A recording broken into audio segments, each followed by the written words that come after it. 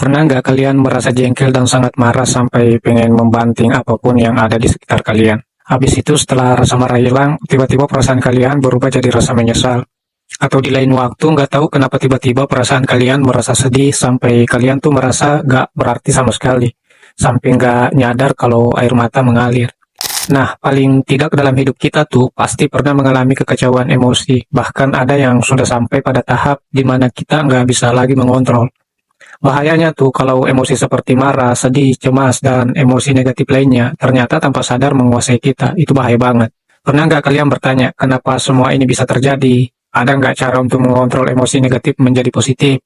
Nah, jangan khawatir, karena dalam video ini saya akan coba ngejelasin mengapa semua itu bisa terjadi dan bagaimana cara mengontrolnya. Sebab itu nonton video ini sampai habis. Setiap orang pasti ingin merasakan kebahagiaan, hidup tenang. Namun, pada kenyataannya tidak semudah itu. Masalah-masalah hidup seringkali datang di luar perkiraan, sehingga sikap dan perilaku emosi kalianlah yang menentukan. Kalian tetap memilih tenang atau memilih stres. Itu sangat bergantung bagaimana kalian memperlakukan masalah yang kalian hadapi. Salah satu alasan mengapa kaum Stoa di Yunani kuno mencoba meramu bagaimana kebahagiaan itu tetap ada meskipun dalam kondisi banyak masalah, adalah dengan berusaha bijak mengontrol emosi dan pikirannya. Mereka berusaha mengubah energi dan emosi negatif menjadi hal yang positif yang bisa mereka terima tanpa harus disesali berkepanjangan. Nah, kalian tuh bisa belajar dari kaum Stoa bahwa bahagia itu sederhana, yaitu ketika kalian terbebaskan dari rasa emosi dan perasaan yang mengganggu. Lalu bagaimana cara hidup bahagia, tenang, terbebaskan dari emosi negatif seperti itu? Kalian bisa belajar tentang filsafat Stoa, di mana dijelaskan bahwa untuk hidup bahagia, tenang, dan terbebas dari emosi negatif, setidaknya tuh kalian mesti belajar menjauhi 4 energi negatif, yaitu iri hati, takut, rasa sesal, dan kesenangan. Stoa memberitahu kita bahwa emosi negatif bukanlah perasaan liar dan bukan pula hal yang irasional yang tak bisa dijelaskan asal-usulnya. Emosi adalah bagian dari rasio. Emosi negatif adalah opini yang mengatakan bahwa sesuatu itu buruk. Dari opini inilah kemudian hadir keputusan kalian untuk mempresentasikan masa kini kalian untuk senang atau takut. Begitupun opini masa depan kalian, khawatir atau optimis. Berikut ini saya coba ngejelasin bagaimana kaum Stoa Yunani bisa mengubah emosi negatif menjadi emosi positif, dan kalian bisa belajar dan mencontohnya. Para Stoik percaya bahwa segala sesuatu yang terjadi sudah ditentukan oleh takdir dan berada di luar kendali manusia.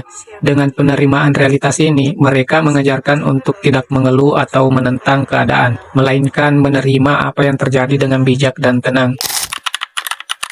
Stoikisme mengajarkan bahwa ada hal-hal yang berada di bawah kendali kita seperti pikiran, sikap, dan tindakan. Dan ada juga hal-hal yang tidak berada di bawah kendali kita seperti cuaca, opini orang lain. Dengan memfokuskan energi dan perhatian pada hal-hal yang bisa kita kendalikan, kita bisa mengurangi emosi negatif yang timbul dari hal-hal yang di luar kendali kita. Para Stoik juga sering mempraktikkan latihan mental di mana mereka membayangkan situasi terburuk yang mungkin terjadi. Dengan menghadapi dan mempersiapkan diri secara mental untuk skenario terburuk, mereka bisa meredakan ketakutan dan kecemasan mereka. Nah, kalian tuh bisa mencontoh hal-hal ini. Stoikisme juga sangat menekankan pentingnya logika dan rasionalitas. Mereka percaya bahwa emosi negatif seringkali berasal dari pemikiran irasional. Dengan menganalisis dan mengganti pikiran-pikiran irasional dengan hal yang lebih rasional, seseorang bisa mengubah emosi negatif menjadi positif. Kaum Stoik juga mengajarkan bahwa kebajikan adalah satu-satunya kebaikan sejati dan bahwa hidup dengan kebajikan adalah membawa kebahagiaan dan ketenangan batin. Kebajikan utama yang diajarkan adalah kebijaksanaan, keberanian, keadilan, dan pengendalian diri.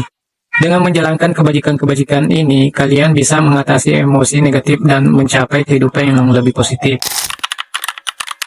Kalian juga bisa belajar dari para Stoik yang sering melakukan refleksi diri dan menulis jurnal untuk merenungkan tindakan dan pikiran mereka sehari-hari. Dengan cara ini, kalian bisa mengevaluasi diri, memperbaiki kesalahan, dan mempertahankan sikap yang positif. Kalian juga bisa mempraktikkan teknik view from above, di mana kalian membayangkan melihat diri kalian dan masalah kalian dari perspektif yang lebih tinggi atau lebih luas. Ini membantu kalian untuk melihat masalah dalam konteks yang lebih besar dan mengurangi pentingnya masalah tersebut, sehingga mengurangi emosi negatif kalian. Dengan prinsip-prinsip ini, kaum Stoa Yunani kuno berusaha untuk mencapai kedamaian batin, ketenangan pikiran, dan kehidupan yang lebih bermakna terlepas dari tantangan dan kesulitan yang mereka hadapi. Nah, kalian jika mencontoh hal-hal ini, itu memungkinkan kalian untuk terhindar dan bisa mengontrol emosi kalian dengan bijak. Nah, gimana? Kalian mampu nggak mengikuti cara berpikir kaum Stoa ini? Coba deh kalian tuliskan pendapat kalian di kolom komentar. Oke, sekian video ini. Semoga bermanfaat. Terima kasih sudah menonton. Jangan lupa bantu akun ini untuk berkembang dengan cara like, komen, dan di subscribe. Terima kasih.